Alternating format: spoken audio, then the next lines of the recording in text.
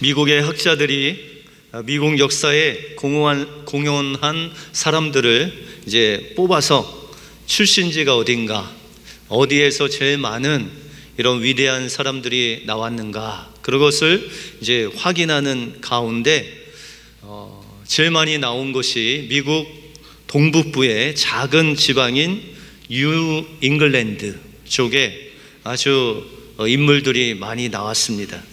그래서 학자들이 왜 이렇게 작은 도시에, 그 작은 도시에서 집중해서 이 인물들이 많이 나왔는가, 그것을 조사하기 위해서 학자들은 그 지방의 부모님들, 특별히 자녀들을 어떻게 교육하는지를 살폈습니다.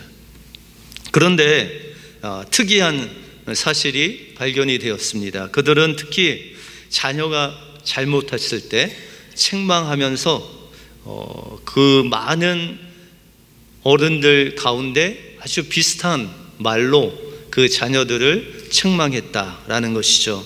그 아이가 잘못하면 얘야, 꿈을 가져라, 얘야, 커다란 포부를 가져라 라고 하면서 막 야단을 치고 책망하기보다는 그를 향한 꿈과 포부를 강조하는 부모의 그런 말을 통해서 그 아이들의 비전을 갖게 되었다. 다시 말해서 큰 꿈을 가지고 큰 사람처럼 생각하고 행동하라, 이런 부모님의 격려와 칭찬을 통해서 그 아이들이 많이 위대한 사람들을 배출하게 되었다라는 것이죠. 여러분들은 어떤 비전을 갖고 사십니까? 쉽게 이야기하자면 여러분들은 요새 무엇을 바라보고 달려가고 계십니까? 사업을 하시는 분은 사업 자금을 향해서 달려가죠. 그리고 정치하시는 분들은 또 정치, 명예, 이런 권력, 이런 것을 향해 달려갑니다. 또 사랑하시는 분들은 또 사랑에 빠져서 다른 것들은 보이지 않고 그 사랑하는 사람을 향해서 달려가죠. 이렇게 사람들은 무엇인가를 보면서 그 인생을 살게 되어 있다라는 것이죠. 근데 그것을 무엇이냐, 우리가 무엇을 보고 달리냐에 따라서 그 인생이 좌우된다라는 것이죠. 여러분들 성경에서 야곱은 무엇을 바라보고 달려갔을까요? 야곱은 20년 동안 그의 삼촌 라반 집에서 살면서 품삯을 받으면서 일을 했죠. 그의 품삯은 얼룩진 거, 점이 있는 거, 하얀 게 아니라 좀 거무스름한 거, 이것이 자기의 품삯이었습니다. 그래서 이제 양이나 염소나 이런 것들이 새끼를 낳으면 흰색이 아니라 점이 있든지 얼룩하든지 아니면 검었든지, 그러면 다 야곱의 것이 되었다라는 것이죠. 그러면 야곱은 무엇을 향해 달렸을까요? 그는 하얀 짐승을 향해 달린 것이 아니라 얼룩진 짐승, 점 있는 짐승, 뭔가 이 거무스름한 짐승을 향해서 그 짐승들이 아주 잘 포동포동하게 잘 자라기를 향해서 20년 동안 달렸다라는 것이죠. 그런데 그는 그 자신의 목적을 향해서 달리긴 했는데 한순간에 자신의 형 에서를 만남으로 그가 달려왔던 모든 것을 잃을 뻔했죠. 그때 그는 누구를 바라봅니까? 그 아롱진 것들, 점 있는 것, 그것을 바라본 것이 아니라 그 아롱진 것을 주신 하나님을 바라보게 됩니다. 그리고 밤새 그 하나님께 기도하고 그분을 바라봤을 때 하나님께서 분이엘이라는 하나님의 얼굴이라는 하나님의 얼굴을 만나게 해 주셔서 자신이 꿈꿔왔던 것들을 유지할 수 있도록 하나님께서 인도해 주셨다라는 것입니다. 그러므로 여러분들의 인생 속에 무엇을 향해서 달려가느냐, 그런데 그 달려가는 상황 속에서 그 너머에 여러분들에게 꿈과 비전을 주신 그 하나님을 진정으로 바라보셔야 됩니다. 그럴 때 그 하나님께서 여러분들을 향하신 진정한 꿈과 비전을 이루실 줄 믿습니다. 그 주님만 바라보심으로 하나님의 꿈을 이루시는 여러분들의 삶이 되시길 주님의 이름으로 축원드립니다. 오늘 본문을 통해서 마음이 청결한 자는 어떤 사람이고 또 마음이 청결한 자에게 하나님을 볼 것이다 라는 이 하나님을 본다는 의미가 무엇인지 오늘 본문을 통해서 살펴보겠습니다. 먼저 마음이 청결한 자는 두 마음을 품지 않는 사람이다 라고 말씀하고 있습니다. 오늘 본문 8절에 보시면 마음이 청결한 자는 복이 있나니 그들이 하나님을 볼 것이요 라고 말씀하고 있습니다. 여기서 청결하다 라는 것은 헬라어로 카타로스라는 단어인데요, 이 카타로스라는 것은 순결한, 순금, 알고, 세탁하다, 그렇게 뜻을 가지고 있습니다. 여러분들 어떻게 순금들 많이 갖고 계세요? 예. 그런데 여러분들 이 순금에는 불순물이 없어야 되죠. 그래서 99.9가 많을수록 이 아주 순금이라고 말할 수 있습니다. 그런데 이 청결하다, 순금, 알고 뭐 이런 것의 반대말이 뭘까요? 청결하다, 알고, 순금. 그 반대말은 외식이라는 단어입니다. 외식, 간음. 여러분들 외식이라는 것은 마음이 몇 개가 있을까요? 외식하는 자의 마음은 두 가지입니다. 겉으로 표현되는 마음과 속마음이 다른, 그것이 바로 외식이죠. 다시 말해서 청결하다라고 했을 때 순금, 알곡, 어떤 것이 순금이고 알곡이냐? 바로 두 마음이 아닌 한 마음을 품을 때 그 사람의 마음이 청결하다라고 그렇게 말할 수가 있는 거죠. 그래서 우리가 야고보서 1장 8절에 보시면 두 마음을 품어 모든 일에 정함이 없는 자로다. 두 마음을 품으면 정함이 없다. 다시 말해서 청결하지 않다. 두 마음이 아닌 한 마음을 품어야 된다라는 것이죠. 그러면 우리의 삶 속에서 어떤 마음이 한 마음, 정말 하나님을 향한 두 마음이 아닌 한 마음이 어떤 마음인가라는 것이죠. 우리가 마태복음 14장에 보시면 예수님께서 이제 오병이어의 놀라운 역사를 이루신 다음에 제자들을 그 건너편으로 보내십니다. 그런데 그 건너편으로 가는 길이 상당히 이 풍랑이 험했기 때문에 새벽 내내 그 풍랑과 싸우느라고 그 강을 건너지 못하는 이 제자들의 모습이 성경에 쓰여져 있습니다. 근데 예수님께서 이제 산에 올라가셔서 기도하고 이제 새벽 한 3시쯤 됐는데 예수님께서 보시니 이 제자들이 거의 풍랑과 싸우다가 죽게 되었어요. 그래서 예수님이 조금 급하신 것 같아요. 그래서 예수님께서 물 위를 걸으셔서 제자들에게 가십니다. 그런데 모든 제자들이 물 위로 걸어오시는 그 예수님을 보고 뭐라고 그래요? 유령이다, 귀신이다 라고 그렇게 이야기를 합니다. 근데 그 중에 한 명, 수제자였던 베드로는 주님이십니까? 정말 주님이시라면 저를 명령하여 물 위로 걸어오라고 하소서라고 그렇게 외칩니다. 그때 예수님께서 내니 오라라고 하시죠. 그때 베드로가 인간으로서 처음으로 그 물 위를 걸어가죠. 그런데 예수님께 다가가서 거의 예수님께 다가가서 그 풍랑과 바람을 보고 그 물속에 빠져들죠. 그리고 베드로가 외쳤어요. 주여 나를 구원하소서라고 그렇게 외칩니다. 제가 생각했을 때는 이 베드로가 주여 나를 구원하소서 이렇게보다는 그냥 주여 불렀던 것 같아요. 그 나중에 저를 구원하소서, 그거는 이제 나중 일이고 그냥 주여를 죽기 살기로 불렀던 것 같아요. 여러분들 이때 베드로의 마음은 어땠을까요? 딴 생각했을까요? 딴 생각하고 우리 제자들이 날 좀 구원해 줄까? 내가 여기서 빠지면 주님께서 정말 건져 주실까? 이런 의심의 마음이 있었을까요? 없었을까요? 한치도 없었어요. 여러분들 우리가 물에 빠지거나 아니면 진짜 극한 상황이 있을 때 어떻게 하시죠?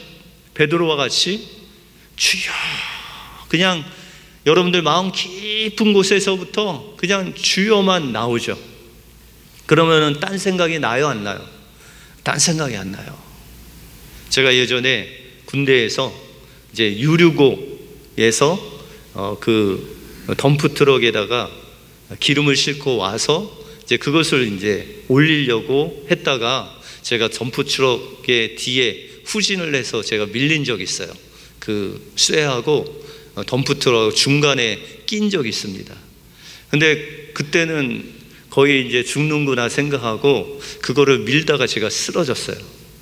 그런데 나중에 보니까 제가 쓰러질 때 소리를 엄청나게 질렀대요.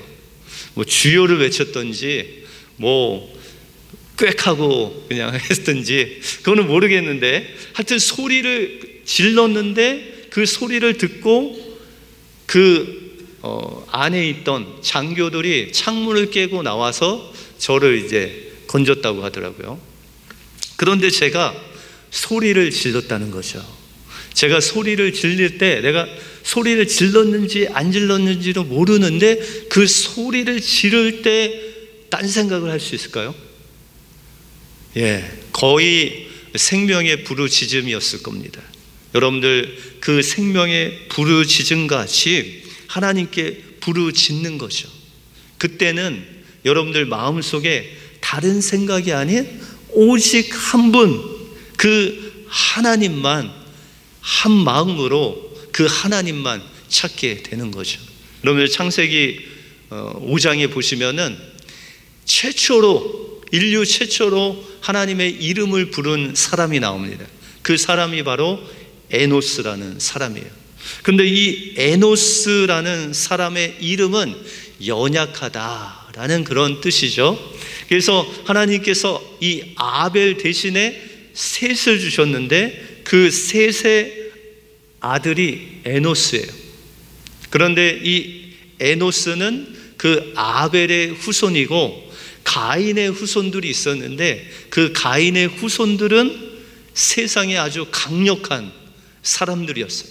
그런데 이 에노스가 하나님을 믿는 믿음으로 살다 너무 연약해져서 그제서야 하나님께 주님의 이름을 불렀다, 그렇게 말씀하고 있습니다. 그런데 그 단어를 자세히 보면 불렀다라는 그 단어가 부르짖었다라는 단어입니다. 다시 말해서 베드로가 부르짖은 것 같이, 제가 쓰러지면서 소리를 낸 것 같이 그렇게 부르짖는 간절한 하나님만을 찾는 그 부르짖음으로 주님의 이름을 부를 때 하나님께서 사도행전 2장 21절에 보시면 누구든지 주의 이름을 부르는 자는 구원을 얻으리라 라고 이렇게 말씀하고 있습니다. 여러분들 예수 그리스도의 이름을 부르는 자마다 하나님밖에 이 세상에 소망이 없습니다.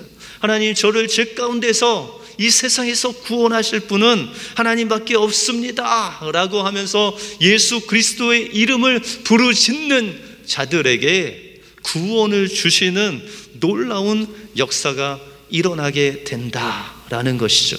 여러분들, 다윗이 골리앗과 싸울 때 누구의 이름으로 나갔어요? 만군의 여호와의 이름으로, 에스더와 같이 내가 죽으면 죽으리라 하는 마음으로 하나님의 이름을 붙잡고 나간 거죠.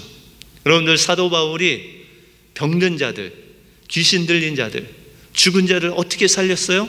예수 그리스도의 이름을 의지하여 그 오직 주님만이 이 병을 고칠 수 있습니다. 오직 주님만이 이 귀신 들린 자를 노임을 얻을 수 있습니다. 하나님, 오직 주님만이 나의 인생의 이 어려운 문제를 해결할 수 있는 분은 오직 하나님이십니다 라고 부르짖으며 주님의 이름을 부를 때 여러분들의 마음이 갈라지지 않고 두 마음을 품지 않고 의심하지 않고 온전히 주님만 부를 때 여러분들의 마음이 청결한 마음이 되어서 주님께서 약속하신 말씀은 바로 하나님을 보는 놀라운 축복을 여러분들에게 주신다 약속하셨습니다.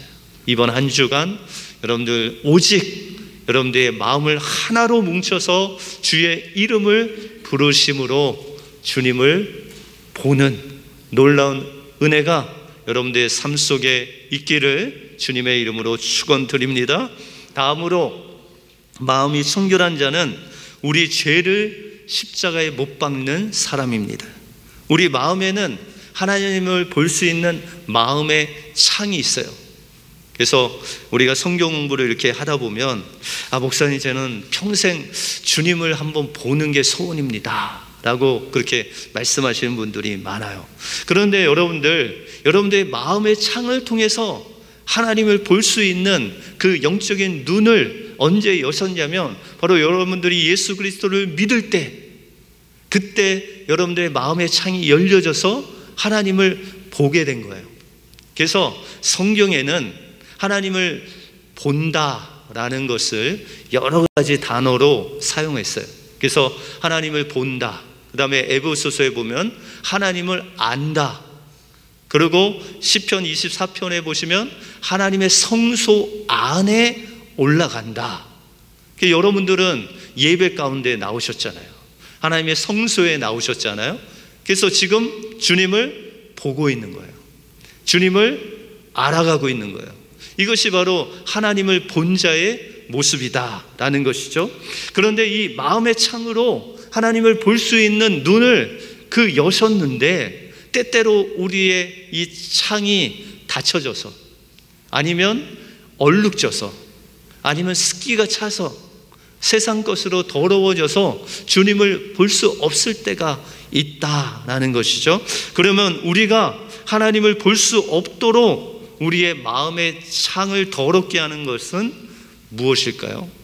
구약의 이사야서 59장 2절에 보시면 오직 너의 죄악이 너희와 너희 하나님 사이를 갈라 놓았고 너희 죄가 그 얼굴을 가리어서 너희에게서 듣지 않으시게 함이니라 라고 말씀하고 있습니다. 우리의 마음의 창이 더럽게 되는 이유가 바로 2절에 보시니까 너희의 죄악이, 이 죄악으로 인해서 하나님을 볼 수 있는 우리의 창이 더럽게 돼서 하나님을 볼 수 없도록 하는 그 주된 범인이 바로 우리의 죄악이다라는 것이죠. 그러면 이 하나님을 볼 수 없게 만드는 이런 죄악의 종류는 어떤 것이 있느냐라는 것이죠. 그 첫 번째가 욕망의 죄입니다. 여러분들 기도하실 때 여러분들 필요를 위해서 기도하시죠. 일용할 양식을 위해서 기도하시죠. 그렇게 해서 여러분들 필요한 것을 소유하는 것, 그것은 죄가 아닙니다. 그렇죠? 여러분들에게 필요한 것들을 하나님이 채우시는 은혜죠. 그런데 그 소유하는 것에 여러분들의 욕심이 더해지면 어떻게 될까요? 그것을 가리켜서 소유욕이라고 하죠.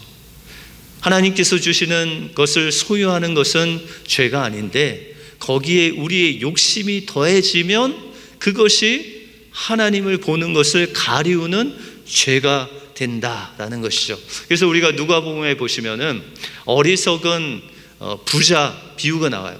이 어리석은 부자는 하나님을 알지 못해요. 그런데 하루는 추수하는 그 날에 추수의 소출이 너무 많아서 고민을 하는 거예요. 밤에 잠을 못 자고 고민을 하는데 이 소출을 어디다가 내가 다 쟁겨둘까? 그렇게 생각하다가 그러면은 내가 이 창고를 다 없애고 다시금 크게 져서 이 창고에다가 내 양식을 다 쌓아두어야 되겠다라고 하는데, 하나님께서 불현듯 나타나셔서 오늘 내 영혼을 내가 취하면 이 모든 것들은 누구의 것이 되겠느냐, 그렇게 말씀하십니다. 여러분들, 우리의 삶 속에서 하나님께 기도하고 하나님 채워주신 것에 만족하고 하나님께 감사해야 되는데, 거기에 우리의 욕심이 들어가면 그것이 바로 우리의 소유욕이 되고 죄가 되고, 하나님과 우리 사이에 그 욕심으로 말미암아 하나님을 보지 못하게 된다라는 것이죠. 두 번째는 자기의 의가 있습니다. 이 자기의 의라는 것은 뭐냐면은 내 노력으로, 내 열심으로 하나님을 섬기려고 하는 거예요. 그러다 보면 자기의 의가 어떻게 나타나냐면, 때로는 욕심으로, 때로는 고집으로, 때로는 자존심으로, 이런 것들, 자기를 드러내는 것으로 나타나게 된다라는 것이죠. 여러분들, 사도 바울이 예수님을 믿기 전에 이런 자기의 의가 있었어요. 자신의 열심으로 하나님을 섬기면 하나님이 기뻐하시겠다. 그런데 사도 바울이 예수님을 만나기 전에 그런 열심으로 하나님을 섬겼을 때 하나님을 보았을까요? 못 보았을까요? 하나님을 본 적이 없었어요. 사도 바울이 그 수십 년간 하나님의 말씀을 공부하고, 또한 그 말씀을 실천하기 위해서 사람들을 그 말씀의 잣대로 판단하고 정죄하고, 심지어는 예수 믿는 사람들을 감옥에 가두는 그 열심으로 하나님께 살았는데, 나중에 예수님을 만나고 보니까는 그것은 자신의 의로, 자신의 열심으로 하나님을 대적하는 자기의 죄였다라는 것입니다. 이 내 열심으로는, 내 노력으로는, 내 고집으로는 하나님을 볼 수가 없다라는 것이죠. 다음으로는 염려, 근심, 걱정이에요. 여러분들, 염려, 근심, 걱정 없는 분들은 없으시죠? 그런데 우리 믿는 사람들은 그 염려가 다가올 때 어떻게 해야 돼요? 염려는 있는데 그 염려를 주님께 기도와 간구로 맡겨 드려야 되겠죠. 그런데 내가 염려하고 근심하고 걱정하는 그 근본적인 것은 내가 나의 주인이라는 거예요.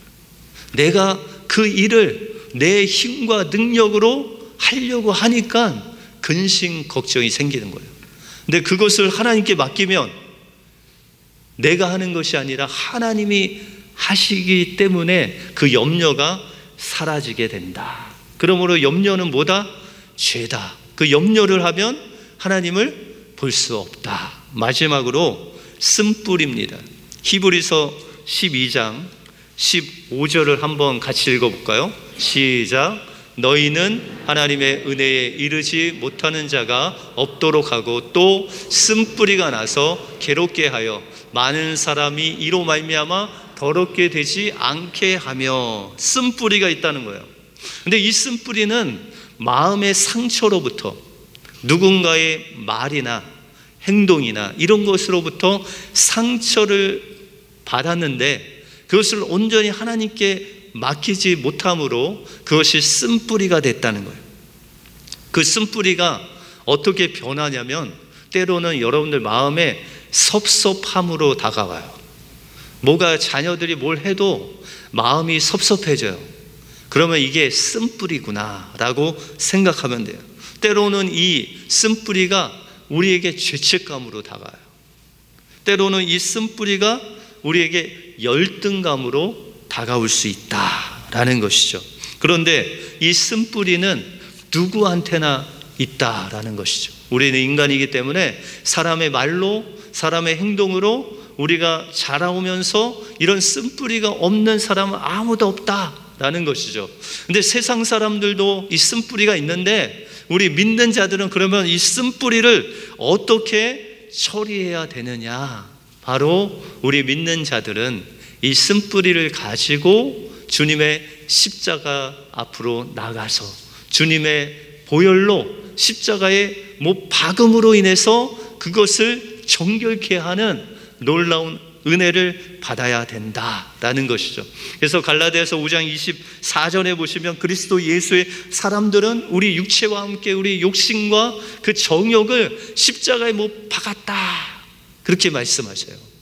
다시 말해서 2000년 전에 예수 그리스도께서 죽으실 때 여러분들의 육체와 함께 그 정과 욕심을 십자가에 이미 다 쓴뿌리를 십자가에 다 박았다라는 거예요. 그러면은 여러분들 예수님과 함께 옛사람이 죽었으면 옛사람에게 상처가 있을까요? 없을까요? 상한 마음이 있을까요? 없을까요? 죽었는데. 여러분들이 있다는 건 뭐예요?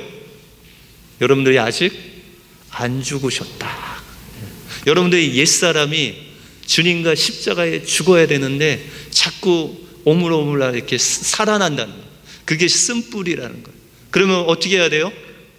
날마다 사도 바울이 고백한 것 같이 내가 날마다 십자가에 죽노라.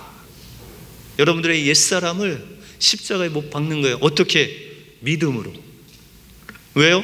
주님께서 이미 해놓으셨거든요. 그것을 믿음으로 선포하면 예수 그리스도의 그 보혈의 능력이 여러분들의 마음에 부어져서 여러분들의 쓴뿌리를 십자가에 못 박고 그 보혈로 정결케 함으로 주님을 보는 놀라운 그 은혜가 여러분들 삶 속에 임하게 된다라는 것입니다. 마음이 청결한 자는 두 마음을 품는 자가 아니에요. 이것저것 바라보는 자가 아니라 오직 주의 이름만 생명을 걸고 부르짖는 자들, 그런 자들에게 주님이 만나주신다.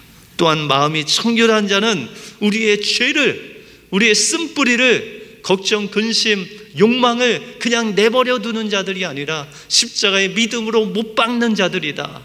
그리고 주님의 보혈로 씻음 받을 때 주님께서는 우리를 만나주시고 주님을 알게 하시고 보게 하시는 놀라운 은혜를 주신다라는 것입니다. 이 은혜로 이번 한 주간 주님과 함께 주님을 보는 놀라운 은혜를 맛보시는 한 주가 되시길 주님의 이름으로 축원드립니다. 기도하겠습니다.